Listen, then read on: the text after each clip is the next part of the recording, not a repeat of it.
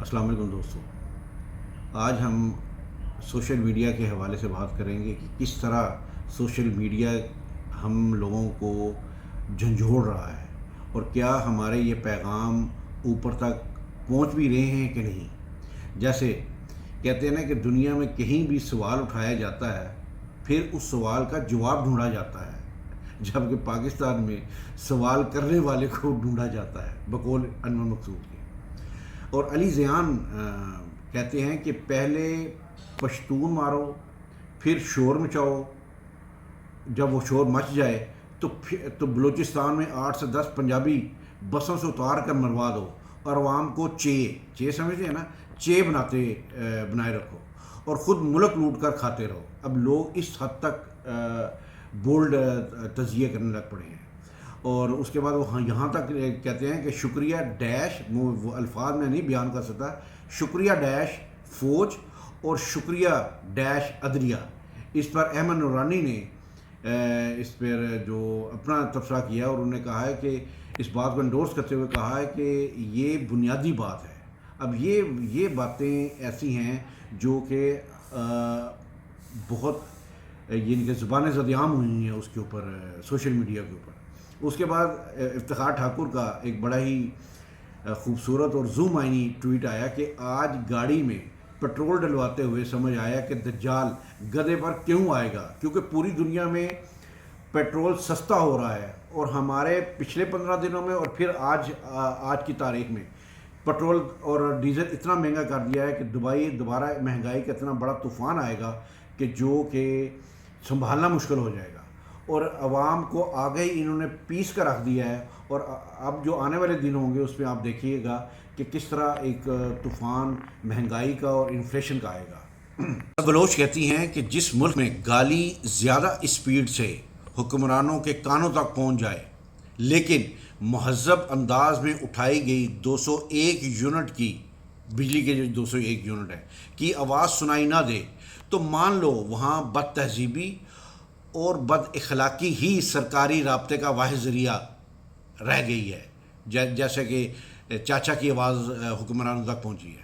اور اس کو ایک شاعر نے بڑی خوبصورت انداز میں کہتے ہیں کہ وہ بادشاہ جسے قربت عوام نہ ہو، وہ بادشاہ جسے قربت عوام نہ ہو، پتہ کرو کہ کسی اور کا غلام نہ ہو۔ آج کل جیسے حالات چل رہے ہیں کہ اگر عوام کو برمودا ٹرائی اینگل کا بھی ویزا مل جائے تو یہاں سے نکل جائے۔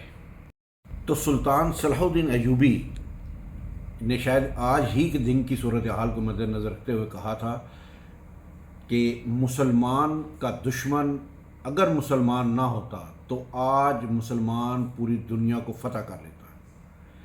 پھر کہا کہ جس قوم کے نوجوان روحانیت یعنی کہ دین کو چھوڑ کر فحاشی کی زندگی گزارنے لگ جائیں وہ قوم بغیر جنگ کے ہار جاتی ہے۔ پھر کہا کہ وہ وقت بھی آ جائے گا جب فوج عیاش سپاہیوں کا گروہ بن جائے گی اور اس کے سالار دشمن کے ہاتھوں میں کھیلیں گے۔ پھر کہا صلاح الدین ایوبی نے کہ اپنا حق حاصل کرنے کے لیے طاقتور ہونا لازمی نہیں، غیرت مند ہونا لازمی ہے۔ پھر کہا کہ تخت اور تاج کی خاطر حکمران اپنے مذہب اور اپنی غیرت کو بھی ترک کر دیتے ہیں۔ پھر کہا کہ دنیا میں کبھی نہ مردوں اور بزدلوں نے کوئی انقلاب پیدا نہیں کیا۔ اور آخر میں وہ کہتے ہیں کہ جس قوم کے نوجوان بیدار ہو جائیں اس قوم کو کوئی شکست نہیں دے سکتا۔ اب بجٹ 2025 کے حوالے سے اس کا خلاصہ آپ کو میں ایک چھوٹی سی خوبصورت کہانی سے سناتا ہوں کہ گھر کا ملازم چکن کڑھائی کھا رہا تھا کہ مالکن آ گئی اور غصے سے چلا کر بولی کہ شرفو تمہیں کہا تھا کہ آج کے بعد گھر میں گوشت نہیں پکے گا بلکہ صرف دال پکے گی کیونکہ صاحب بے روزگار ہو گئے ہیں۔ تو ملازم نے بڑے پرسکون انداز میں بوٹی نوچتے ہوئے بولا کہ بی بی جی شور مت مچائیں، آپ کے لیے دال ہی بنی ہے، یہ چکن میرے لیے ہے، روزگار صاحب کا گیا ہے میرا نہیں گیا۔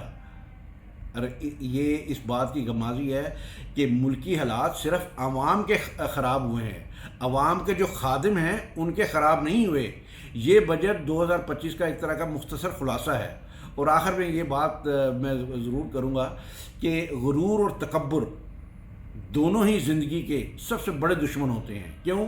کیونکہ یہ نہ تو آپ کو کسی کا ہونے دیتے ہیں اور نہ ہی کوئی آپ کا ہونا چاہتا ہے۔ صاحب اقتدار سے درخواست ہے، اور یہ بھی سوشل میڈیا کے حوالے سے میں بات کر رہا ہوں، کہ صاحب اقتدار سے گزارش ہے کہ نوچے مت، آرام سے کھائیں۔ ہم مردہ لوگ ہیں، کہیں بھاگے نہیں جا رہے۔ غالباً اتنا تو انگریز بھی برِ صغیر سے لوٹ کر نہیں گیا جتنا ہمارے لوگوں نے اپنا یہاں سے لوٹ کر انگلینڈ، دبئی، سوئس اور بیلجیم میں پہنچا دیا ہے۔ اور آخر میں وہ بات اب میرے ذہن میں آ گئی کہ شعور کو فتنہ قرار